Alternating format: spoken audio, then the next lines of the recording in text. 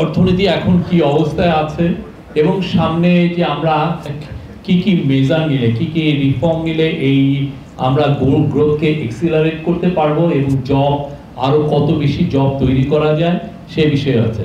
তো সেই জন্য আসলে অনেকগুলো বিষয়ে কথা হচ্ছে, তার মধ্যে ইম্পর্টেন্ট একটা ডিসিশন ছিল যে সরকারের প্রত্যেক স্তরে ডিসিশন মেকিং এ ই ফাইলিং চালু করার সিদ্ধান্ত হয়েছে।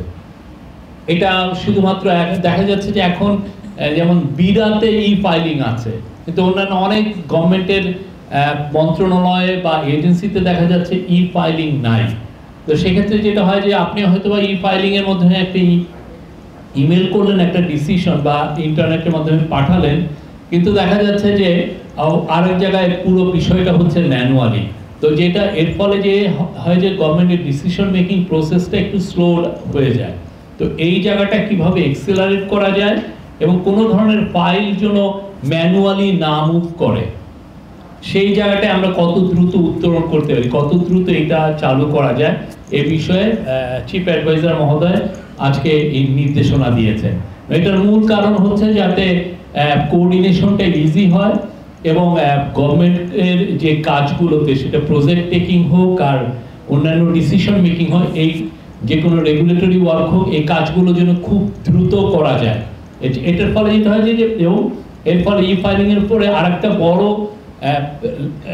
সুবিধা হচ্ছে যে এর ফলে অন্যান্য দেশের এক্সাম্পলে দেখা গেছে যে করাপশন খুব কমে আসে, একদম মিনিমামে এসে পড়ে অন্যান্য দেশের এক্সপিরিয়েন্স। এখানে অনেকগুলো আলাপ হয়, যেমন ইউরোপিয়ান ইউনিয়ন আমাদেরকে জানিয়েছে যে তারা কিভাবে এস্তোনিয়াতে করাপশন মুক্ত হয়েছে।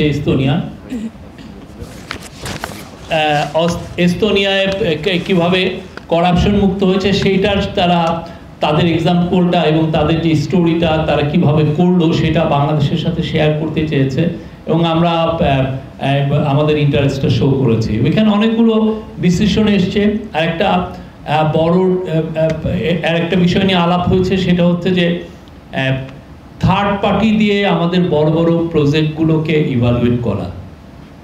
যেটা ধরেন আমাদের যে একটা অবজারভেশন ছিল যে বাংলাদেশে যতগুলো প্রজেক্ট নেওয়া হয়েছে এই গত 15 বছরে প্রত্যেকটারই অ্যাবাউট 70% হাই।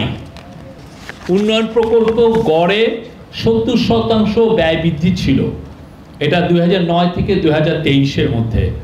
এবং রাজনৈতিক প্রভাব ও অযৌক্তিক প্রকল্পে ব্যয়ের মাধ্যমে 14 থেকে 24 বিলিয়ন মার্কিন ডলারের সমপরিমাণের অর্থ অপচয় হয়েছে। তো এই জিনিসগুলোর জন্য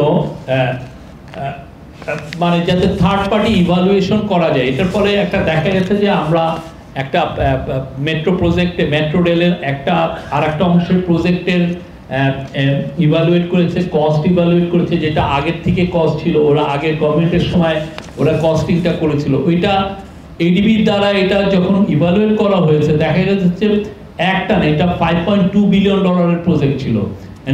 এডিবি ইভালুয়েট করে দেখেছে যে এটা 500 মিলিয়ন ডলার এখানেই সেভ করা যায়।